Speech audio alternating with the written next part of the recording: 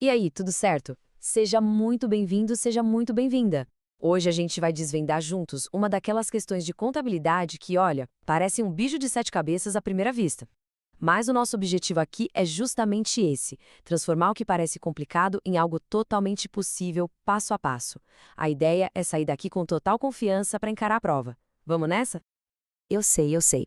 Quando a gente bate o olho numa questão assim, cheia de número, cheia de índice, dá aquele frio na barriga, né? A primeira vontade de pular para a próxima. Mas calma, essa é uma questão super clássica da banca FCC e eu garanto, no final desta análise, ela não só vai fazer todo sentido, como você vai ter a estratégia exata para resolver qualquer outra parecida. A grande chave é não se desesperar e ter um método.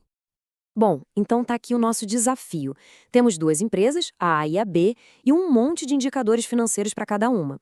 Olha lá, liquidez corrente de 1,5 para A, composição do endividamento de 0,40 e por aí vai.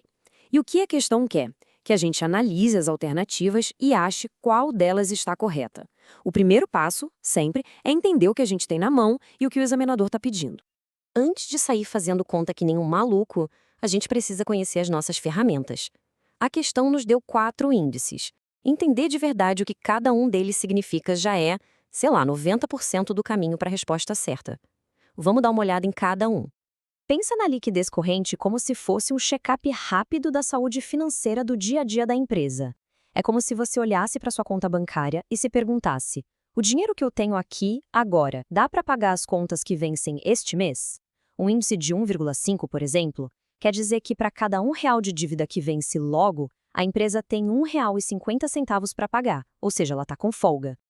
Esse índice aqui nos conta um segredo: a qualidade da dívida. Sabe, não basta só saber o quanto a empresa deve no total. A gente precisa saber o quão urgentes são essas dívidas. Se esse índice for alto, significa que uma boa parte da dívida vence logo, e isso pode apertar o caixa da empresa.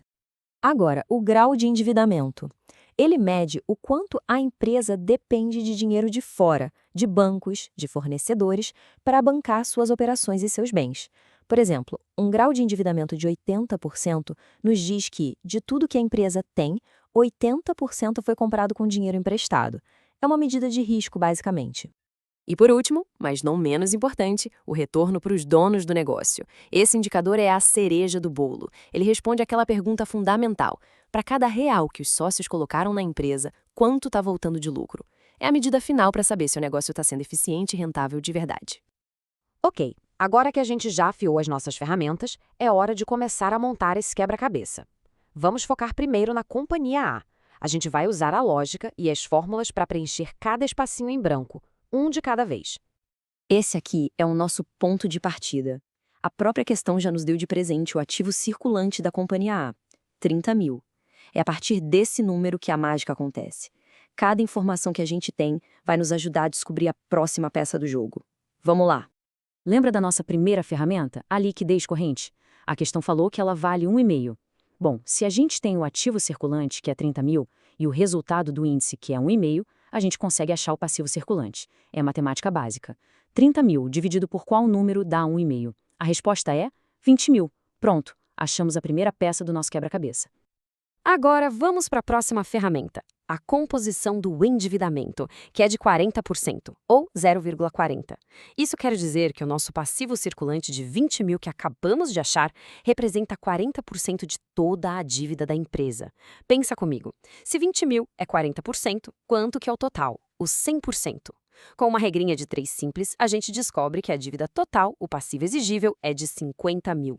E se o total é 50 mil e a parte de curto prazo é 20 mil, a parte de longo prazo, o passivo não circulante, só pode ser a diferença, 30 mil. Viu como uma coisa leva a outra? Agora a gente usa o grau de endividamento, que é de 80%. Sabemos que nossas dívidas de 50 mil equivalem a 80% do nosso ativo total. De novo, uma regra de 3 simples e pronto. O ativo total é 62.500. E aqui vem a regra de ouro da contabilidade, aquela que a gente não pode esquecer nunca. O ativo total é sempre igual à soma do passivo com o patrimônio líquido. Com isso, a gente finalmente acha o PL. 62.500 menos os 50 mil de dívidas, sobra 12.500 para o patrimônio líquido. Chegamos na nossa última ferramenta e na última peça que faltava. O retorno sobre o PL é de 20%. Isso significa simplesmente que o lucro líquido da empresa é 20% do valor do seu patrimônio líquido. Então é só calcular 20% de 12.500 e chegamos ao lucro líquido de 2.500. E olha só que beleza, esse é o resultado final. A gente partiu de pouquíssimas informações e conseguiu montar o balanço completo da companhia A. Cada número se encaixou perfeitamente. Agora a gente tem o retrato financeiro completo e todos os dados que a gente precisa para finalmente analisar as alternativas. Agora que a gente já dominou o processo com a companhia A, vamos fazer exatamente a mesma coisa para a companhia B. Sabe por quê? Para provar que o que a gente aprendeu não é um truque que só funciona uma vez. É uma estratégia sólida, é um método que você pode repetir. Seguindo exatamente os mesmos 4 passos, a gente chega neste balanço aqui para a companhia B. Eu até sugiro quem estiver assistindo, pausa um minutinho e tenta fazer os cálculos usando os dados da empresa B. Vai ver que usando a liquidez corrente para achar o passivo circulante, depois a composição para achar o passivo total e assim por diante, vai chegar exatamente nesses números. O método funciona, é só ter calma e seguir a receita. Certo. Agora que a gente tem todos os números de todas as empresas, a parte mais difícil já foi. Acabou. Agora vem a parte gostosa. Pegar os nossos resultados e, com toda a confiança do mundo, conferir as alternativas para achar a correta. Vamos conferir uma por uma, sem pressa. A letra A diz que o passivo não circulante da companhia B é 20 mil. É isso? Não! A gente calculou 6 mil, então tá errada.